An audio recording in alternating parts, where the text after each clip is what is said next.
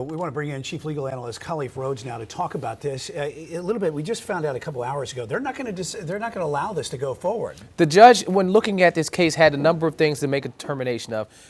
First, was there something that happened? Was there an issue? And I think there was no understatement that there was an issue. That there were a number of individuals that were supposed to have an opportunity once they became licensed drivers, even though they were 17. If after their 18th birthday it would have fell in that time frame, they were supposed to automatically forward their information to the Board of Elections, and they would have been registered to vote. Clerical error here, technological error here. That's what they're saying, that it was a clerical issue. So now the judge is saying we have to find out if something happened. Something happened. Now, if in the process of me making a determination that I'll fix that error, will it cause confusion? Will it cause some type of chaos? And the judge came down a few hours ago and said, you know what? It will cause confusion. It will cause chaos. Even if we wanted to go out and fix this, there's no process in place for us to fix this. And if we had to come up with a shoestring approach to it, it would do more harm than good at this juncture where we are in the process. And so I think that I kind of agree with both of them.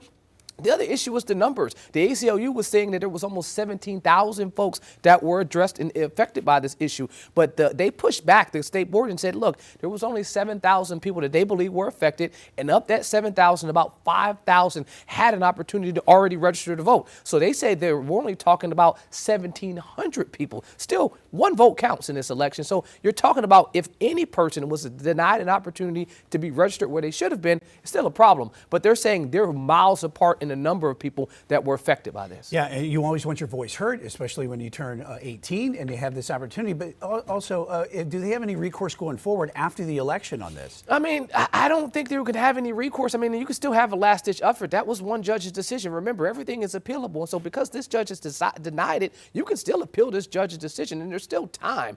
I just would say, post-election, yeah. I would agree that what the judge's ruling in this situation is that it has the likelihood of causing confusion. And we saw the same thing happen in North Carolina. Remember, North Carolina talked about a number of folks that didn't go through the process. There was a lawsuit that was filed by the Republican Party here in the state, and what the judge, and they're trying to get this in front of the judge, they pushed back and said, this will cause a lot of confusion. The numbers were small. It's crazy that both sides of the argument have been argued in two different states from the different parts of the parties. And so I would say I agree with this judge's decision that you don't want to cause any chaos that would damage the integrity of this election by adding voters during this process. And that judge's decision just came down a couple hours ago. Khalif Rhodes, thanks.